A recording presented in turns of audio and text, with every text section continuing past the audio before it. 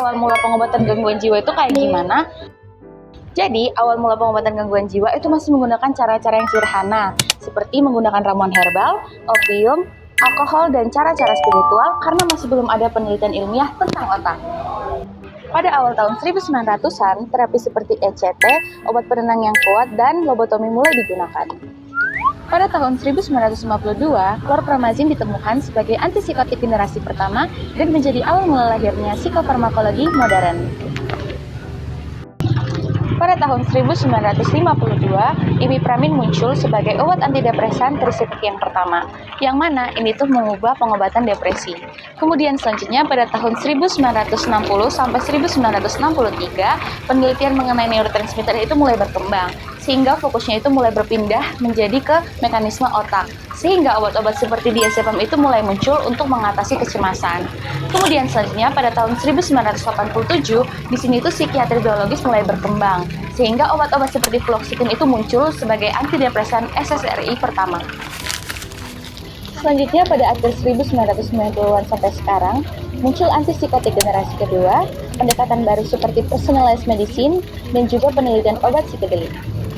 Hai, di sini aku mau jelasin apa sih itu psikofarmakologi. Jadi, psikofarmakologi adalah gabungan dari dua ilmu, psikologi dan farmakologi.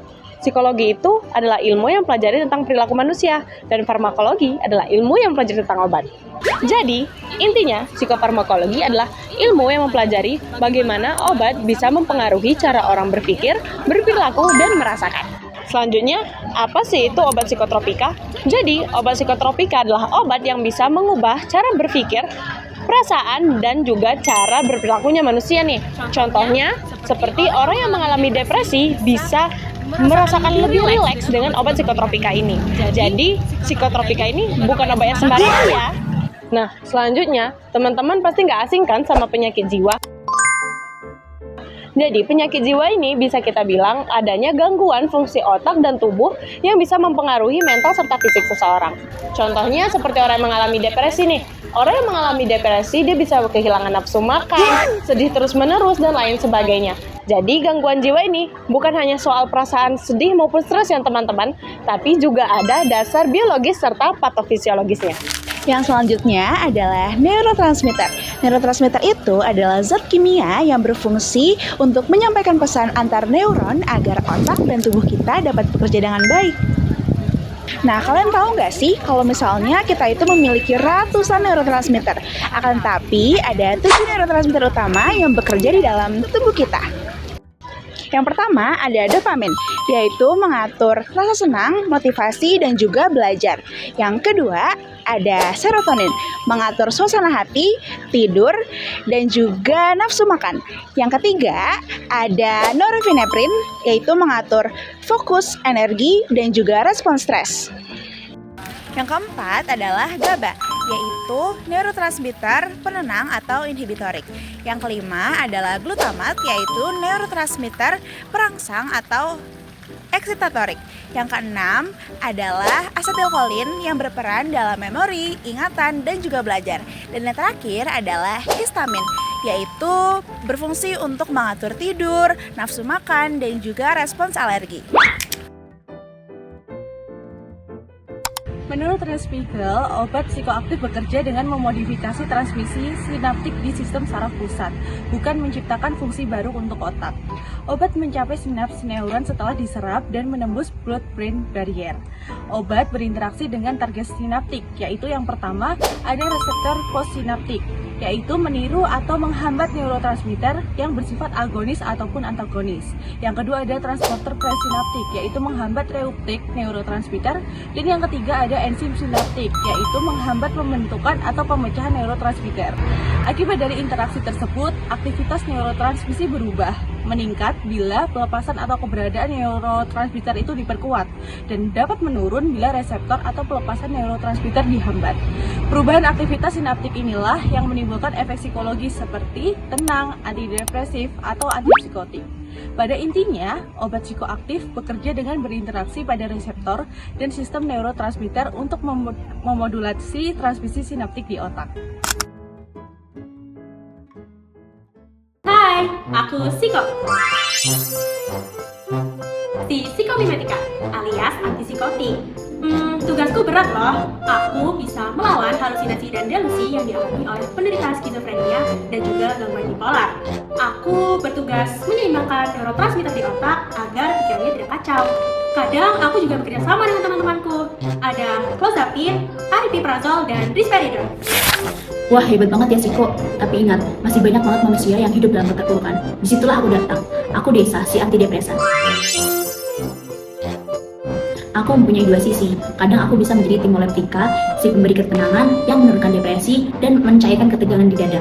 Tapi di waktu yang lain, aku juga bisa menjadi timoretika yang memberikan percikan semangat agar manusia mampu untuk bangkit dari keterpurukan. Teman-temanku ada banyak. Ada citalopram, fluoxetine, serta sertralin, dan masih banyak lagi teman-temanku yang lain yang mereka bekerja secara diam-diam untuk membantu manusia dapat tersenyum kembali. Hebat banget ya si Siko sama si Desa. Tapi jangan lupa sama aku. Aku Mora, si penstabil umur. Aku paling sering digunakan untuk mengatasi gangguan bipolar, terutama pada saat fase mania, yaitu saat suasana hati seseorang naik terlalu tinggi. Aku bertugas menyeimbangkan emosi agar seseorang tidak terlalu senang atau tidak terlalu sedih. Kalau kalian pernah dengar tentang lithium, karbatrol, atau valproate, ya, mereka itu timku. Kami bekerja secara senyap, menyeimbangkan suasana hati agar hidup tetap sesuai jalur. Dan aku, Tranquil. Aku si penenang dan obat anti kecemasan.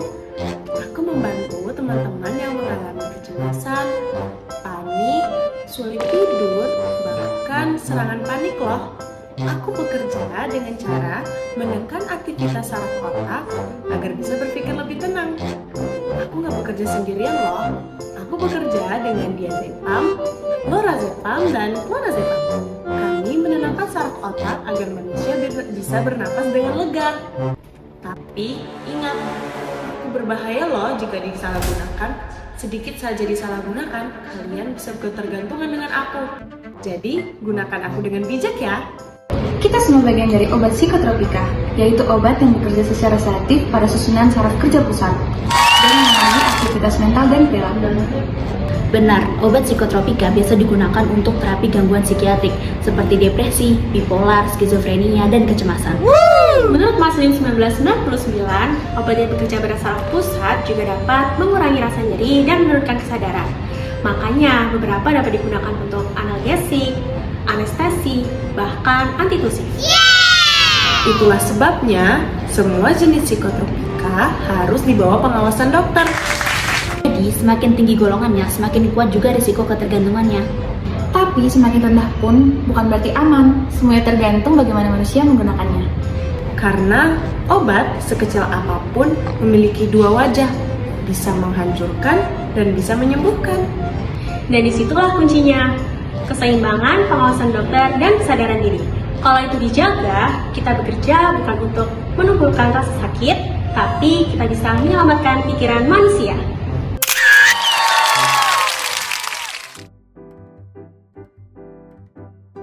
Golongan 1. Obat-obat di sini bisa bikin manusia cepat kehilangan kendali dan sangat adiktif, serta dinyatakan sebagai barang terlarang. Contohnya ada LSD, DOM, dan ekstasi. Golongan 2. Obat-obatan ini masih punya potensi sangat kuat menimbulkan ketergantungan. Biasanya digunakan dengan pengawasan ketat di dunia medis. Tapi kalau disalahgunakan, efeknya bisa sangat berbahaya loh. Contohnya metamfetamin, amfetamin, dan phenytoin. Golongan 3 berpotensi sedang dalam menyebabkan ketergantungan. Dan dari golongan ini dapat digunakan untuk pengobatan, tapi harus dengan resep dokter dan sesuai dosis. Contohnya mogadon, buprenorfin, dan amobarbital. Dan yang terakhir adalah golongan 4, berpotensi ringan dan tetap harus diawasi dokter untuk dosis pemakaiannya. Obat seperti sedatif dan hipnotika termasuk di sini. Obat-obatan ini lembut, tapi tetap harus hati-hati karena terkadang manusia yang terlalu sering menenangkan diri malah lupa cara menghadapi hidupnya sendiri. Jadi, semakin tinggi golongannya, semakin kuat juga risiko ketergantungannya. Tapi, semakin rendah pun bukan semakin aman ya teman-teman. Semua tergantung pada bagaimana manusia menggunakannya. Gejala sasaran atau target symptoms ini berfokus pada perilaku atau emosional pasien yang paling mengganggu aktivitasnya, di mana pendekatan ini menjadi pedoman utama bagi dokter untuk memilih intervensi atau melakukan evaluasi pada pengobatan psikofarmakologis.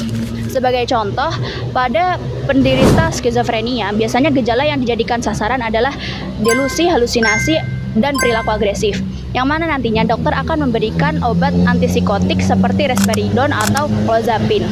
Jadi intinya pendekatan ini lebih berfokus pada mengendalikan gejala-gejala yang paling mengganggu aktivitas pasien, supaya nantinya pasien dapat berperilaku secara normal dalam kehidupan sehari-harinya. Nah, menurut Marami 1994, penggunaan obat psikotropika dapat menimbulkan efek samping yang perlu diwaspadai. Efek samping tersebut terbagi menjadi dua kelompok. Yang pertama, ada efek samping dari obat psikotropika, dan yang kedua ada efek samping lain. Untuk efek samping obat psikotropika yang pertama ada hipotensi ortostatik. Hipotensi ortostatik ini merupakan kondisi di mana tekanan darah dapat menurun secara tiba-tiba ketika seseorang merubah posisinya dari berbaring atau duduk ke posisi berdiri. Yang kedua, ada gejala neurologik seperti tremor, kekakuan otot, atau gangguan koordinasi. Yang ketiga, ada Parkinsonisme yang mirip dengan gejala penyakit Parkinson. Nah, gejala ini dapat muncul berupa gerakan menjadi melambat seperti bradykinesia. Dan yang keempat, ada dyskinesia, yakni gerakan yang muncul secara tidak terkendali dan tidak disadari. Dan gerakan tersebut terjadi secara berulang kali. Selain efek tersebut, obat psikotropika juga dapat menimbulkan efek samping lain. Yang pertama ada gangguan otonomik, seperti mulut terasa kering, kelihatan kabur, konstipasi, dan retensi urin. Yang kedua ada gejala psikiatrik berupa hipomania, yakni perasaan bahagia secara berlebih. Yang ketiga ada kenaikan berat badan, yang keempat ada alergi, dan yang terakhir ada ikterus, yakni perubahan kondisi tubuh menjadi warna kekuningan karena adanya gangguan pada fungsi hati. Jadi Naya, dari beberapa sesi terakhir, kamu masih sering cemas ya? Iya Bu, akhir-akhir ini capek terus, otak rasanya nggak mau diam. Saya paham, terapi kita sudah cukup membantu, tapi sepertinya kamu juga perlu dukungan dari sisi medis. Saya meminta izin dulu ya, bagaimana kalau saya rujuk ke psikiater untuk dievaluasi? Apakah kamu butuh obat bantu atau tidak? Jadi, harus minum obat, Bu? Belum tentu Bu, psikiater nanti yang menilai dulu. Kalaupun diberi, biasanya dosisnya kecil dan hanya untuk bantu tubuhnya agar bisa menyesuaikan. Oke Bu, kalau itu bisa bantu, saya setuju. Baiklah, yang penting kamu ditangani dengan cara yang cepat. Baik, nanti saya buatkan surat rujukannya ya.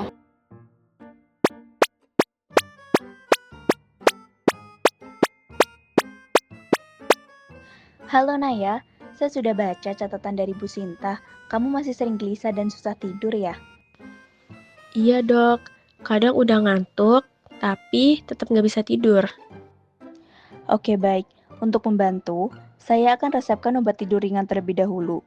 Ini dosisnya kecil dan aman, tujuannya supaya kamu bisa tidur lebih teratur dan tubuhmu jadi punya waktu buat istirahat.